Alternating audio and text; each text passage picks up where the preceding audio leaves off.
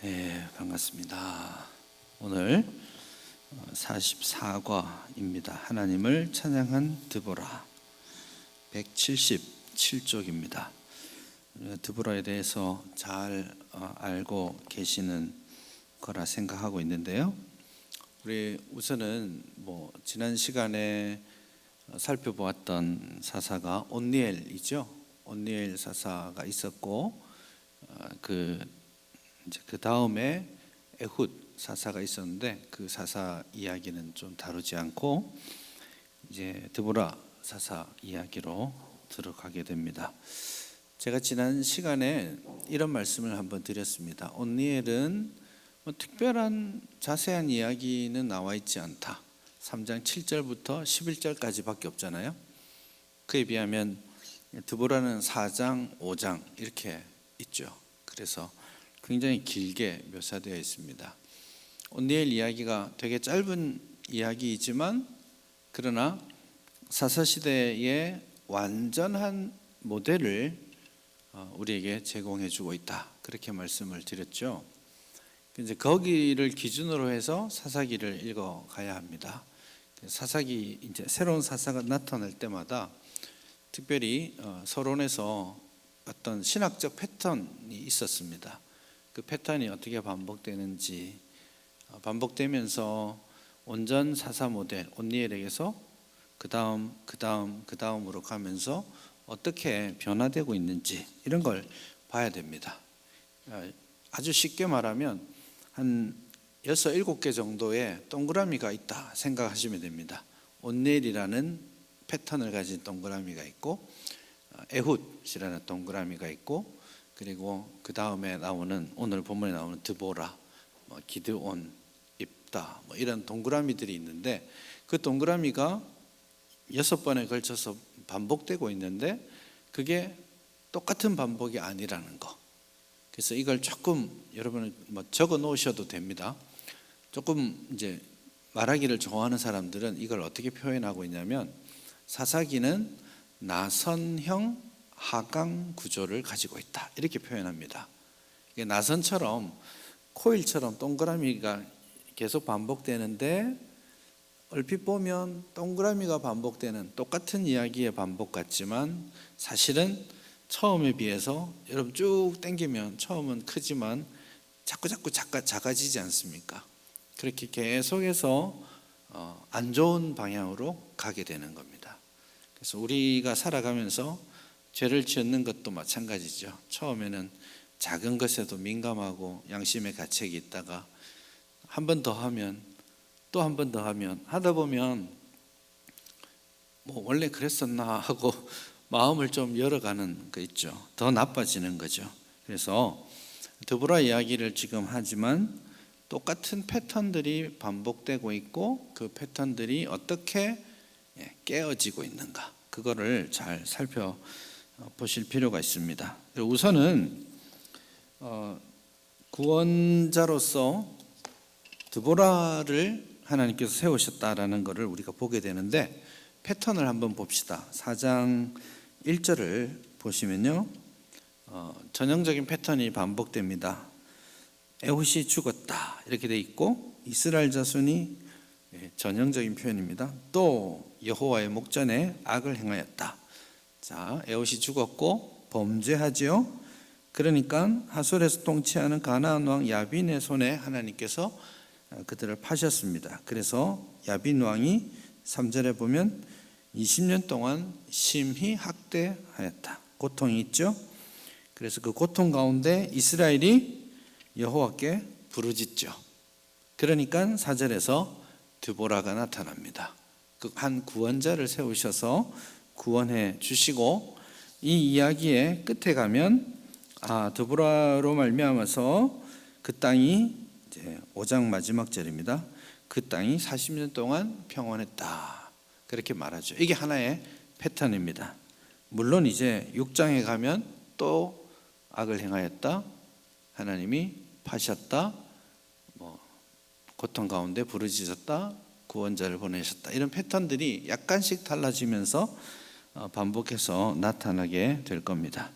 이제 그 패턴들을 보시고 드보라가 구원자다라고 4절에서 짠 하고 하나님께서 보여주셨는데, 이 드보라가 사실은 하나님이 구원자다 하고 드보라를 보여주셨지만 한번 생각해 보시면 깜짝 놀랄 일입니다. 이게 무슨 소리야? 드보라라고? 드보라는 여성입니다. 요즘은 여성이 더 세다라는 게 객관적으로 입증된 시대인데요, 예전에는 고대 사회에서 여성이 어떤 대외적인 역할을 한다라는 것은 상상하기 어려운 시대였습니다. 고대 사회에서 여성이 앞장서서 전쟁의 지휘자가 된다? 재판석에 앉아서 사람들을 재판한다? 선지자 노릇하면서 가르친다? 이런 것들은 사실 있을 수가 없는 일이었어요. 그런데 하나님께서 이스라엘이 부르짖었을 때에 오냐 하고 구원자를 딱 주셨는데, 그 구원자가 여성이라는 거죠. 그래서 구약시대에 이미 이 사사시대부터 여성시대가 있었던 것 같습니다. 아마 드보라가 전쟁터에 딱 나와서 공격 이렇게 하는 걸 보고 앞에서 대적자들이 보고는 막 배꼽을 잡고 웃었을 겁니다. 정말 가소로운 일이구나, 이런 생각을 했을 겁니다.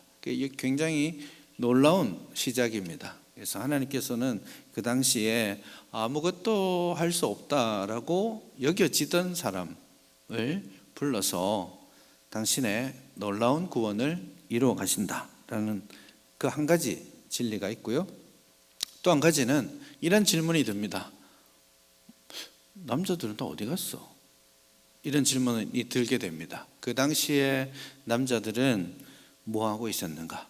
그들은 정말 하나님 앞에 부름받은 사명을 잘 감당하고 자신의 직분을 감당하고 있었는가? 라는 질문, 경고죠.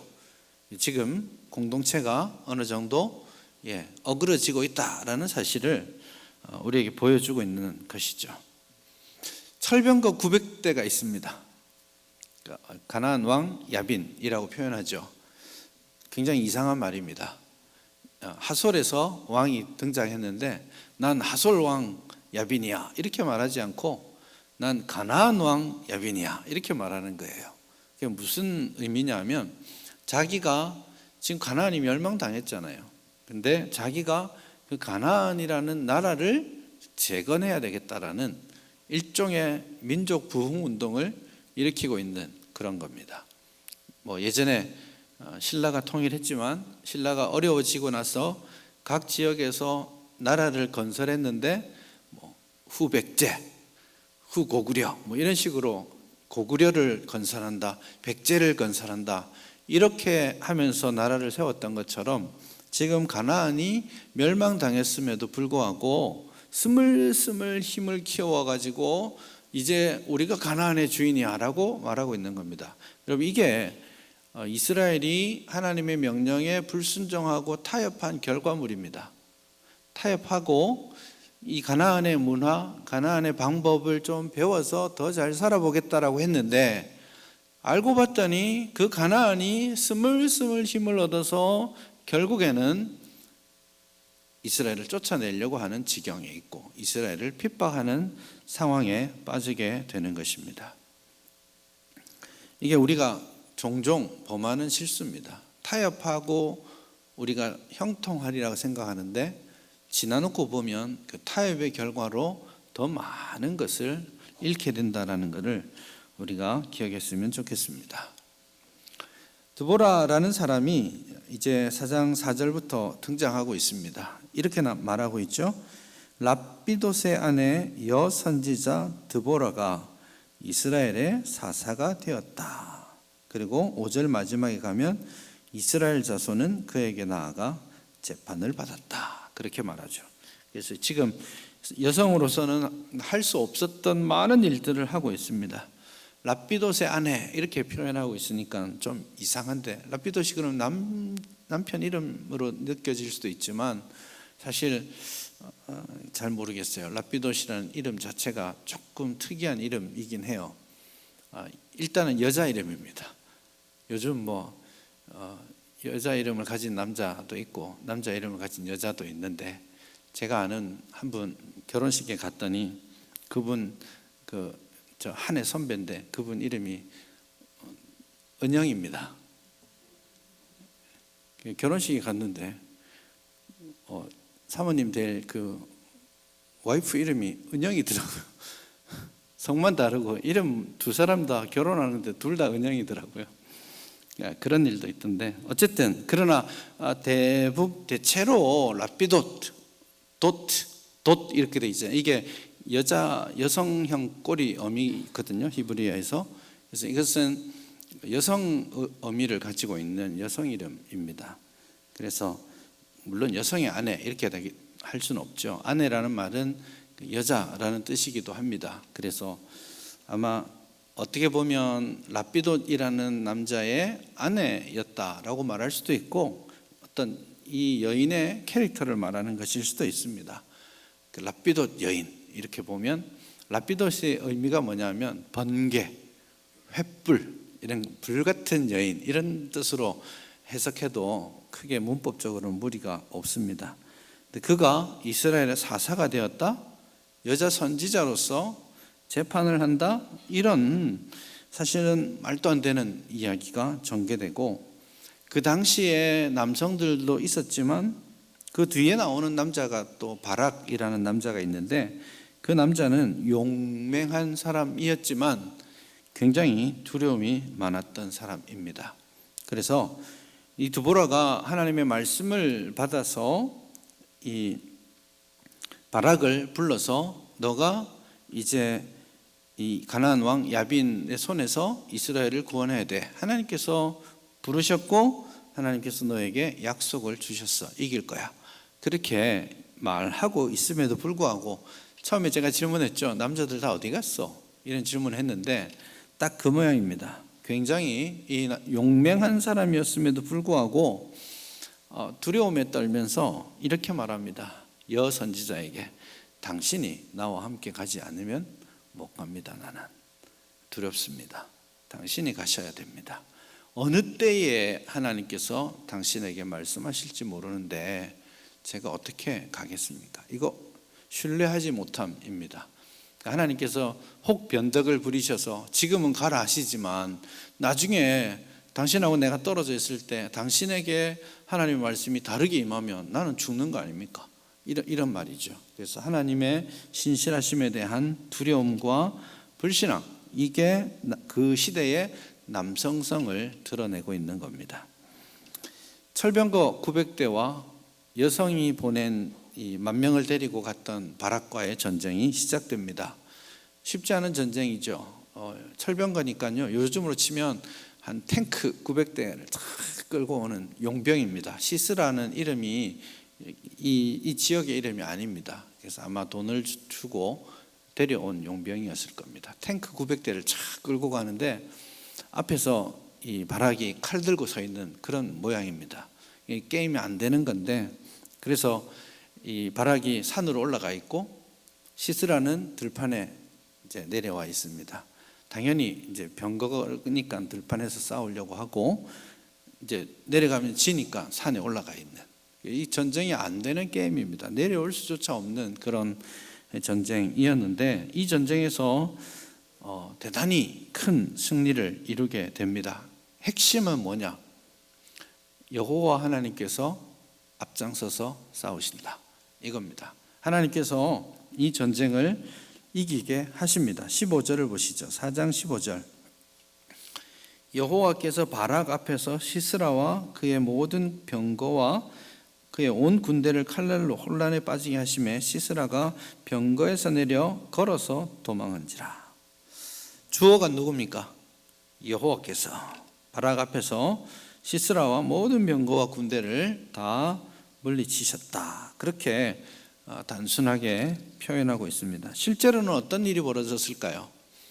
5장에서, 여러분 4장과 5장은 4장은 똑같은 사건에 대한 내러티브, 이야기이고 5장은 그 사건에 대한 노래, 시입니다. 그래서 비슷한 내용들이 반복되는데 5장 4절 5절에 가면 실제로 하나님이 어떤 일을 하셨는지 봅니다. 4절의 중반부를 보시면 땅이 진동하고 하늘이 물을 내리고 구름도 물을 내렸습니다. 그렇게 말을 하죠. 그래서 하나님께서 땅이 진동하게 큰 소리가 나고 하늘과 구름이 물폭탄을 내렸다. 그래서 산에 있을 때 물을 막 비를 내리신 것이죠. 그래서 딱 보니까 병거가 있는데 15절에 다시 돌아가 보면 왜 시스라가 병거에서 내려 걸어서 도망했을까요? 더 이상 병거가 움직일 수 없는 상황이 된 거죠. 이게 이제 이스라엘의 일반적인 강의 모습입니다. 우리가 낙동강 하면 사시사철 강물이 흐르지 않습니까? 근데 이스라엘은 요단강 하나를 제외하면 대부분의 강들이 와디라고 해서 계절천입니다. 비가 오면 물이 흐르고 비가 그치면 끝납니다. 근데 이게 굉장히 무섭습니다. 실제로 여러분 구글에서 한 번씩 검색해 보시면 지금 여기는 마른 땅인데 저쪽 상류 지역에서 혹은 산악 지역에서 비가 내려서 막 흙탕물이 쏟아져 오는데 좀 피할 길이 없을 만큼 엄청나게 물이 쏟아져 옵니다. 그게 이제 와디가 가지고 있는 특징입니다. 그래서 평지, 그러니까 지금 비가 올 때가 아니어서 강가에 평지에다가 이제 전차를 타고 왔는데 갑자기 물이 쏟아져 오니까 전차가 더 이상 움직일 수 없는 상황까지 몰렸고, 그래서 이 시스라가 걸어서 도망치는 단계까지 가게 된 것이죠. 그렇게 해서 결국 바락과 시스라, 이제 사실은 드보라와 시스라의 전쟁에서 극단적인 승리를 이루게 됩니다. 하지만 드보라가 바락에게 이제 가서 전쟁하도록 했지만 바락이 저는 두려워서 못 갑니다 라고 불신앙적인 말을 했지 않습니까? 그래서 드보라가 그때 너가 가서 이기긴 이길 건데 내가 가서 같이 가면 너가 이길 텐데 승리의 영광은 너가 가지지 못하고 여인이 가질 거다 이렇게 말합니다. 그래서 또 여자가 등장합니다. 4장 5장은 그렇게 여성 시대를 만들고 있는 거죠. 그럼 어떤 여인일까? 이 질문이 드는데 그게 바로 이제 야엘이라는 사람의 등장으로 마무리가 됩니다. 원래 야엘은 이쪽하고도 친하고 저쪽하고도 친한 중립지대 사람이었던 것으로 보이는데 시스라가 야엘을 알고 의지할 정도의 사람이었죠. 근데 시스라가 왔을 때 야엘이 누구 편에 설지 사실은 알지 못하는 그런 상황이었겠지만 결국 야엘이 시스라를 죽임으로 이 전쟁 최종 승리의 영광을 다시 여인에게 돌리는 그런 모습입니다. 그렇게 해서 정말 약하고 연약한 사람들을 통해서 이름조차 가질 필요가 없었던 사람들을 통해서 하나님께서는 당신의 크고 놀라운 일들을 하신다라는 그 이야기 전체를 완성하시는 것이죠. 그래서 우리가 첫 번째로 보아야 될 부분입니다. 그리고 마지막으로 우리가 세 번째로 보아야 될 부분은 이 드보라와 바락이 하나님 앞에 찬양했던 내용들, 이제 여러분 182쪽 3번에 나오는 건데요. 이 찬양 5장의 내용들을 조금 살펴볼 필요가 있습니다. 아까 제가 나선형 하강 구조라고 했잖아요. 뭔가 빠지고 있다고 했는데 그 빠지는 게 뭔지를 5장에서 보여줍니다. 그래서 우리가 첫 번째는 연약하고 무너져도 하나님께서 당신의 일을 하신다라고 말할 수 있고, 두 번째는 이스라엘이 하나님을 떠나기 시작하면서 빠뜨리게 되는 게 뭔가를 보아야 되는데 그 첫 번째가 참 귀하고 귀한 이름인 이스라엘 공동체입니다. 공동체가 빠지게 됩니다. 사실은 하나님께서 이스라엘 자손들을 어쩌고 저쩌고 이렇게 해 갔었는데 이 드보라의 노래는 승리케 하신 하나님을 찬양하는 노래인데 뜻밖에도 그 시의 중심에 시 중심이 14절부터 18절 사이거든요. 중심에 어떤 이야기를 뜬금없이 하고 있는데, 그게 뭐냐면 자기를 도와준 지파와 자기를 도와주지 않은 지파를 명명하고 있습니다. 하나님께서 온 이스라엘을 구원하셨다라고 공동체적으로 찬양하고 기뻐해야 되는데, 뜻밖에도 드보라가 누구누구는 우리를 도와서 목숨을 돌아보지 않고 같이 싸웠어, 박수! 이렇게 말하고, 누구는 지금 이 혼란한 시대에 딴짓하고 있었어 라고 말하고 있는 것이죠. 그러면서 15절 마지막에 보면 르우벤은 시냇가에서 큰 결심이 있었다, 그렇게 말합니다. 양의 우리 가운데 앉아서 목자의 피리 소리를 듣고 있다. 지금 전쟁이 나서 산이 중리하고 있는데, 이제 요단강 서편에서 전쟁이 났거든요. 근데 이쪽 동편에 있는 지파들은 저기 전쟁 났나 봐 하고 그냥 잔디밭에 앉아서 피리 불고 있는 겁니다.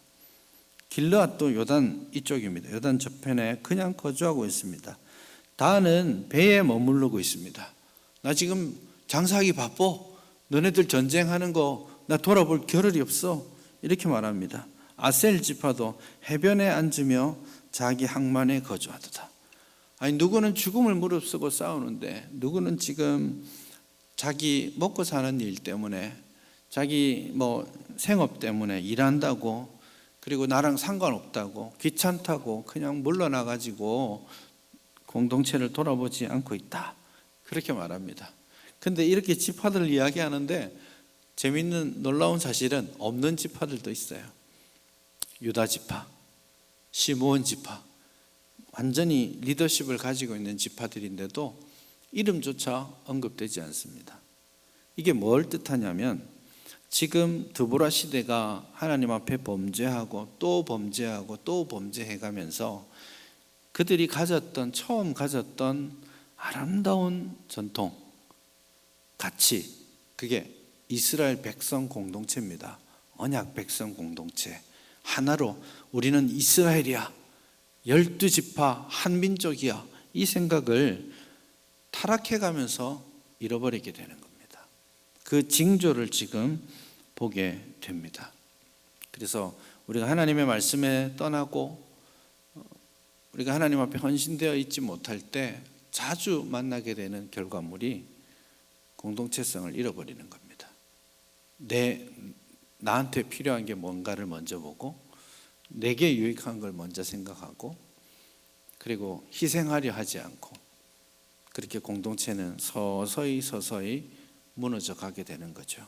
그래서 사사시대 이 끈을 지금부터 놓치기 시작해서 사사시대 마지막 이야기는 지파들끼리 물고 물리는 전쟁 이야기로 끝나잖아요. 이게 우리가 우리의 영성을, 공동체성을 놓칠 때 가져오는 아주 위험한 결과입니다. 그래서 두 번째로 제가 한번 말씀드리고 싶은 것, 그겁니다. 첫 번째는 연약해도 쓰신다, 주제 1번입니다.